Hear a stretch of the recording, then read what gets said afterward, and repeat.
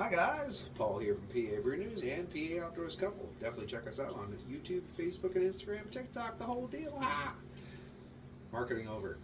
So, I'm doing two beers here today, and I want to figure out what the difference is. Now, they're both double IPAs basically. This one is 8.2 and this one is 9 from Fiddlehead Brewing Company, and they both claim on the can that they're basically a bigger version of their Fiddlehead, which is a really good beer. So same thing. It's just like aromatic, citrus qualities, pine notes on the end, and both. And except this one says it's a spiritual experience, and this one just says it's just a monster of a beer.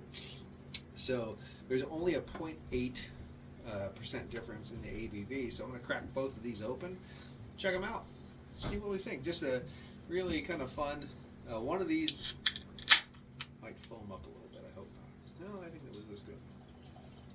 Accidentally fell over, but seems to be perfectly fine. Sorry. So there's the second Fiddle. We picked these over at Pikes Creek Beverage up on 118 near the 29 exit, or Route 29 junction rather. And here is the double, or Imperial. So second Fiddle and Imperial. So right there, they also look exactly the same. There might not be a single difference except for that 0.8 ABV, but I gotta find out. I'm kind of curious. Man, that smells good. Now, both of these are about close to 5 months old, so they're not super fresh.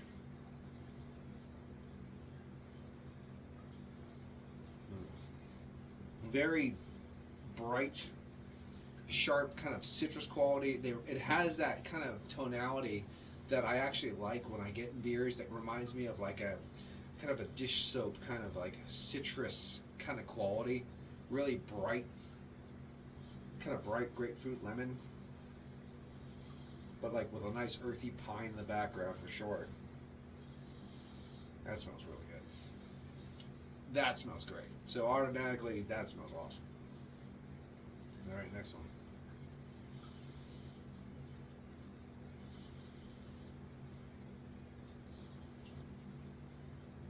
Okay, so there's a difference right there. This one's a little bit more subdued. It has a little bit more of a fleshy fruit kind of going. It's not that extreme bright, singing, screaming, I guess I would say, citrus quality that like this one has. This one's more of a little bit of a fleshier, dark fruit kind of wafting in there. This one, there is a little bit of grapefruit, but almost gave me like a little bit of an apricot or a mango vibe a little bit.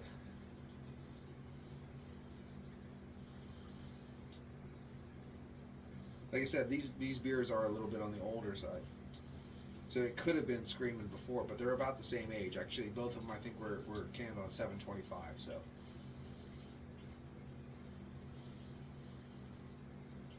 yeah, just a little bit more subdued for sure. What I'm getting there is nice little bit of tropical fruits in there, a little bit of grapefruit, and then that pine is actually dialed down a little bit too. So it's a little bit more just like peppery earthiness instead of that screaming pine that this one has underneath that bright citrus tonality. So let's get into it. Cheers.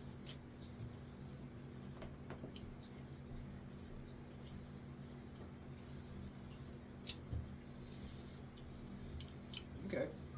So medium to low side of a medium body.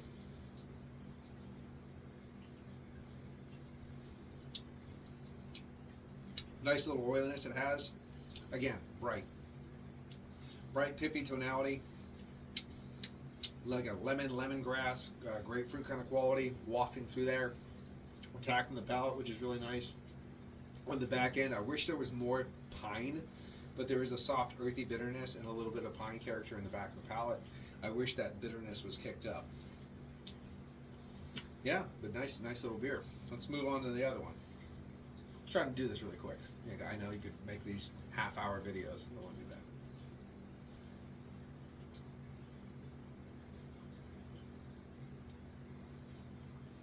Okay, let's give me another one now.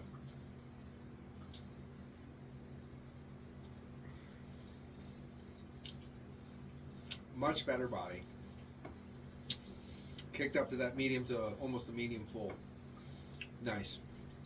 You can really feel the earthiness, the pepperiness all around the palate. It's more, again, subdued, so it's more, it's bringing into that, it's only in that middle palate where you're getting a lot of that citrus quality. The front of the palate is just peppery earthiness, You get that more of a, I would say like a blood orange, a little bit of grapefruit, but like a blood orange, or like a little bit of something that reminds me of a soft mango in there too, mixing in. So it's more of a fleshy, richer fruit tonality that you're getting in the mid palate. And on the back of the palate, it sets in there with more of that soft pine, but more of that just like a really earthy pepperiness on the back of the palate. A big body though, that's a big play, big difference.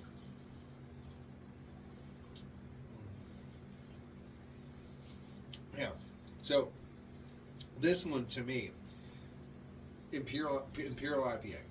Even though when you read on here, for instance, our Imperial IPA brings the accessibility of our beloved IPA in its signature hoppiness with a stronger format, bright citrus pine, well-balanced delivery, which is basically exactly what it says on this.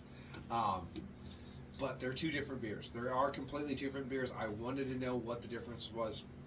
So a little bit lighter in body, brighter citrus tonalities. Like I said, a little bit like a lemongrass kind of vibe, grapefruit. A little bit of an earthy pine in the background, a nice earthy pepperiness. This one more bigger body, more subtle, more subdued. Again, both of these about 5 months old. More subdued here. And it has a very, I would say, a very prominent earthy pepperiness because it hit the palate right away.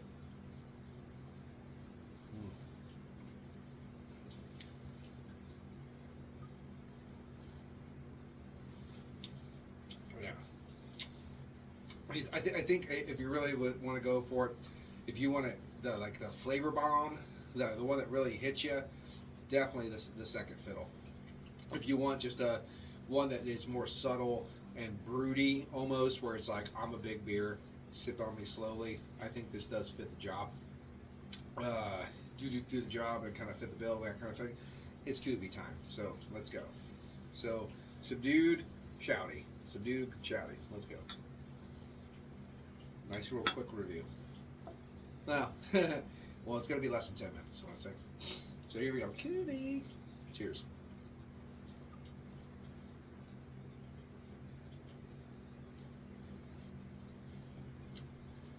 Oh, yeah.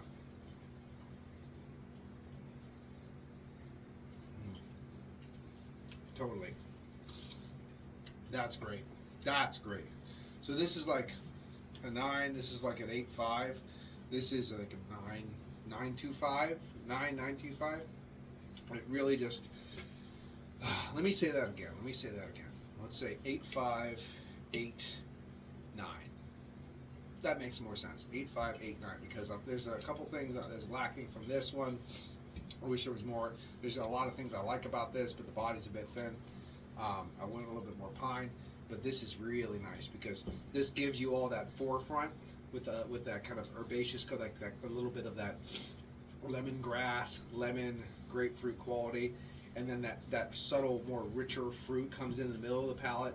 But then it both has that beautiful earthy pepperiness and a slight pine in the background. It wraps everything together. Plus the culmination, I can't say the word of culmination of the two beers. It lifts the body up a little bit too. Not as nice as this one, but it does kick this one up, so it's a full medium level.